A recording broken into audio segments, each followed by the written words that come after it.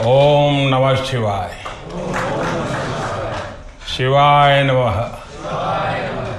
हर हर महादेव।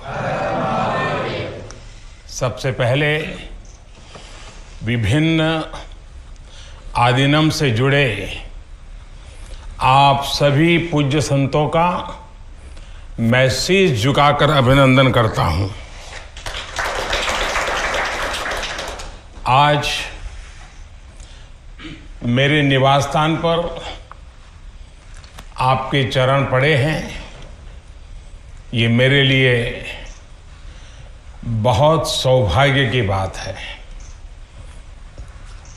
ये भगवान शिव की कृपा है जिसकी वजह से मुझे एक साथ आप सभी शिव भक्तों के दर्शन करने का मौका मिला है।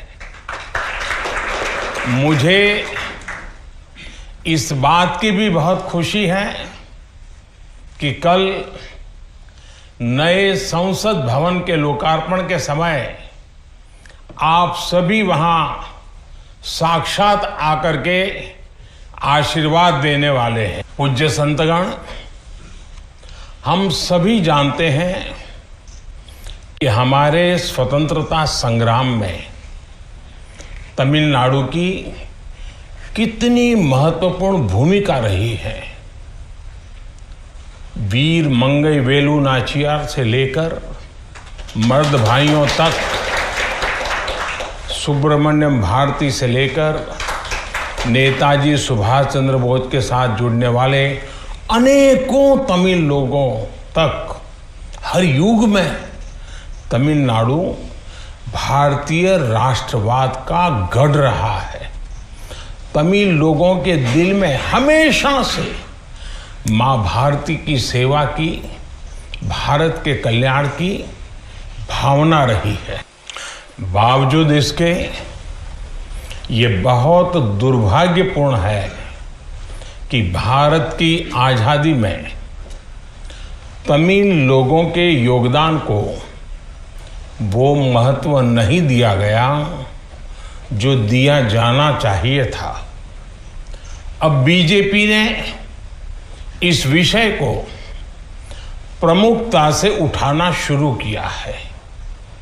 अब देश के लोगों को भी पता चल रहा है कि महान तमिल परंपरा और राष्ट्रभक्ति के प्रतीक तमिलनाडु के साथ क्या व्यवहार हुआ था।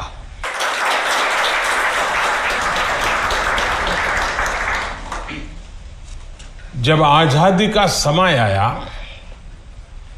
तब सत्ता के हस्तांतरण के प्रतीक को लेकर प्रश्न उठा था। इसके लिए हमारे देश में अलग अलग परंपराएं रही हैं, अलग अलग रीति रिवाज भी रहे हैं, लेकिन उस समय राजा जी और आदिनम के मार्गदर्शन में हमें अपनी प्राचीन तमिल संस्कृति से एक पुण्य मार्ग मिला था।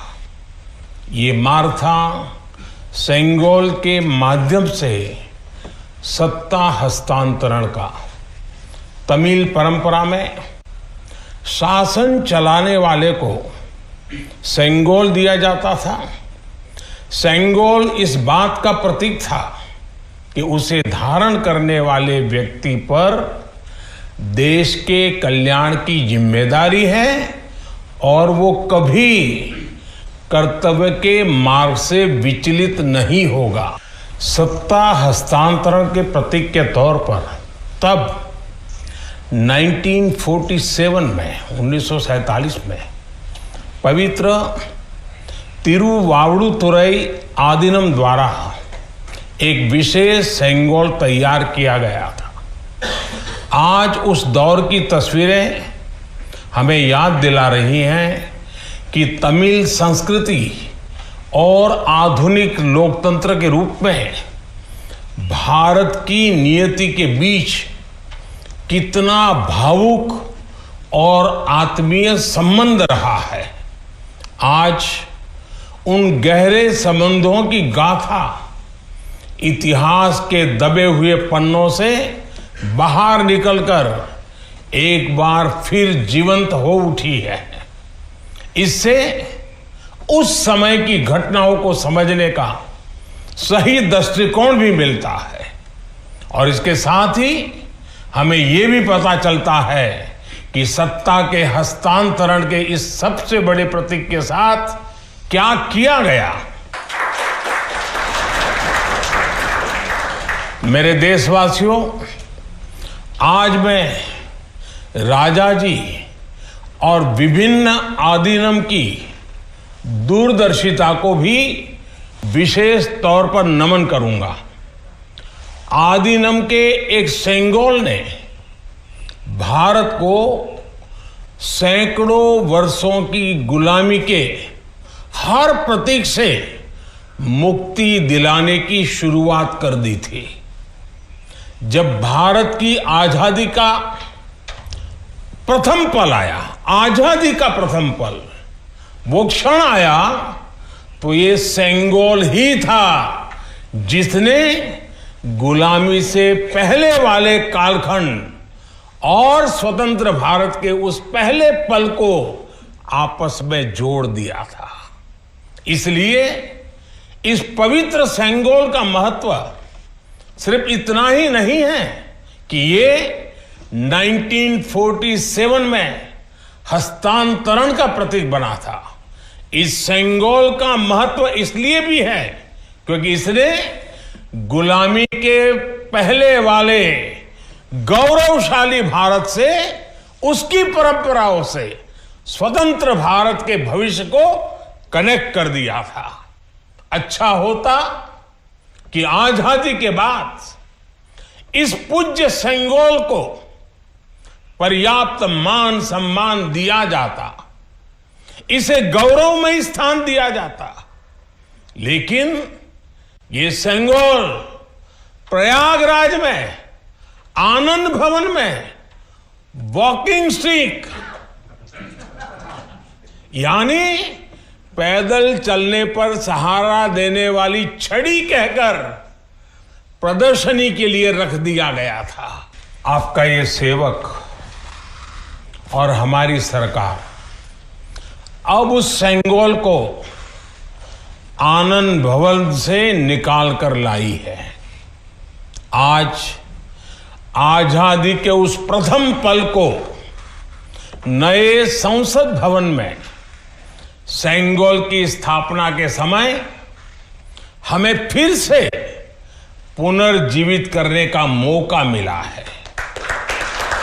लोकतंत्र के मंदिर में आज सेंगोल को उसका उचित स्थान मिल रहा है।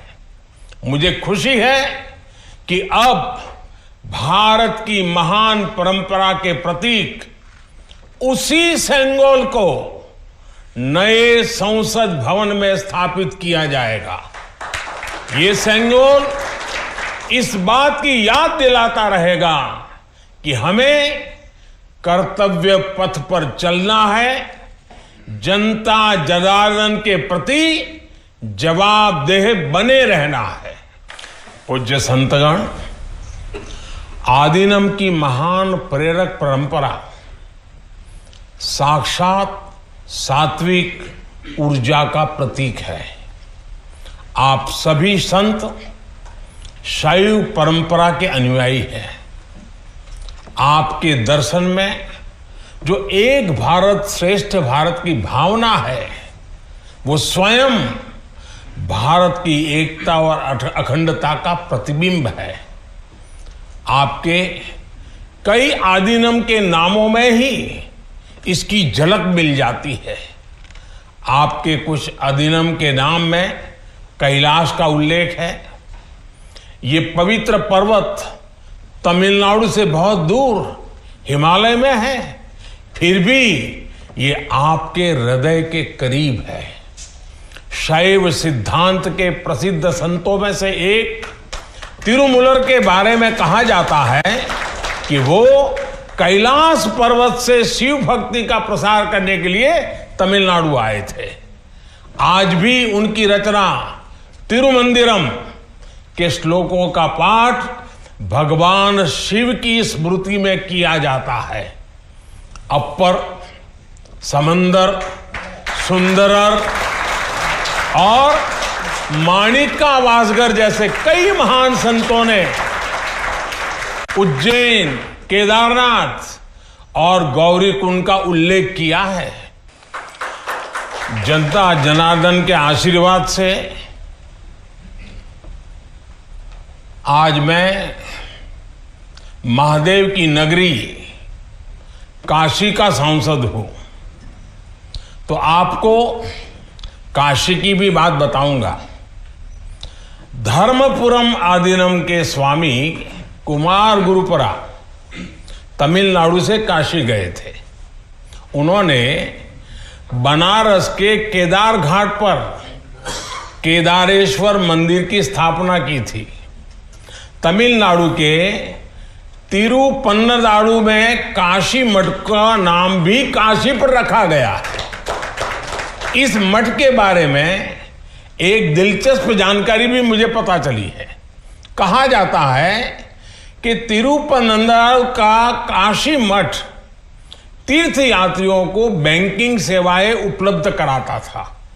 कोई तीर्थ यात्री तमिलनाडु के काशी मठ में पैसे जमा करने के बाद काशी में प्रमाण पत्र दिखाकर वो पैसे निकाल सकता था। इस तरह शैव सिद्धांत के अनुयायियों ने सिर्फ शिव भक्ति का प्रसार ही नहीं किया, बल्कि हमें एक दूसरे के करीब लाने का कार्य भी किया। पूज्य संतगण, सैकड़ों वर्षों की गुलामी के बाद भी तमिलनाडु की संस्कृति आज भी जीवंत और समृद्ध है, तो इसमें आदीनम जैसी महान और दिव्य परंपरा की भी बड़ी भूमिका है। इस परंपरा को जीवित रखने का दायित्व संत जनों ने तो निभाया ही है, साथ ही इसका श्रेय पीड़ित, शोषित, वंचित सभी को जाता है कि उन्होंने इसकी रक्षा की, उसे आगे बढ़ाया। राष्ट्र के लिए योगदान के मामले में आपकी सभी संस्थाओं का इतिहास बहुत गौरवशाली रहा है। अब उस अतीत को आगे बढ़ाने, उससे प्रेरित होने और आने वाली पीढ़ियों के लिए काम करने का समय है।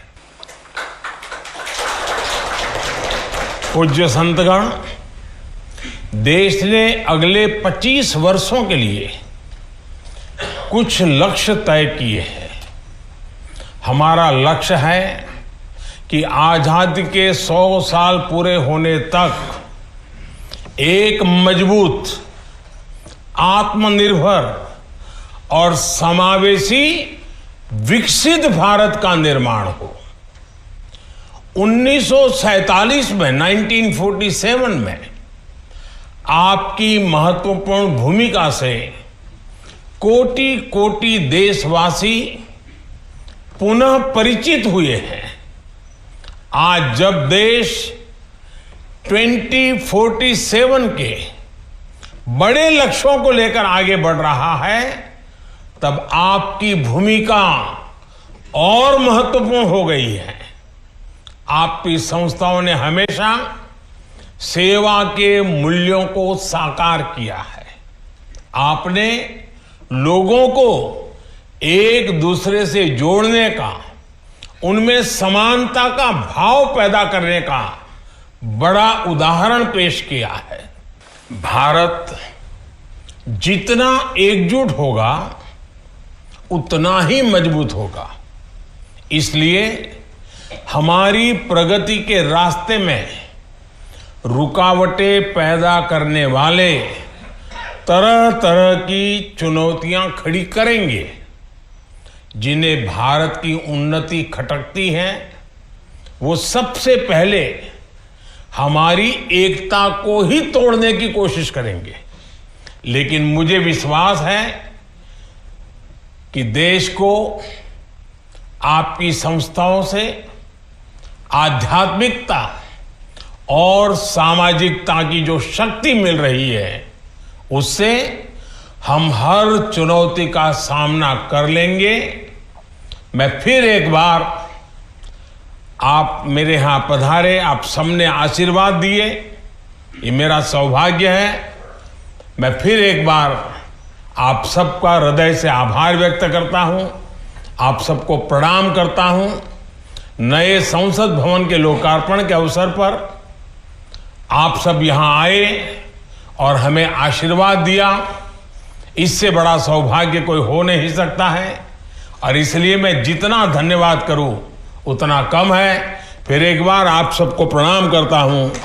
ओम नमः शिवाय। वणक्कम।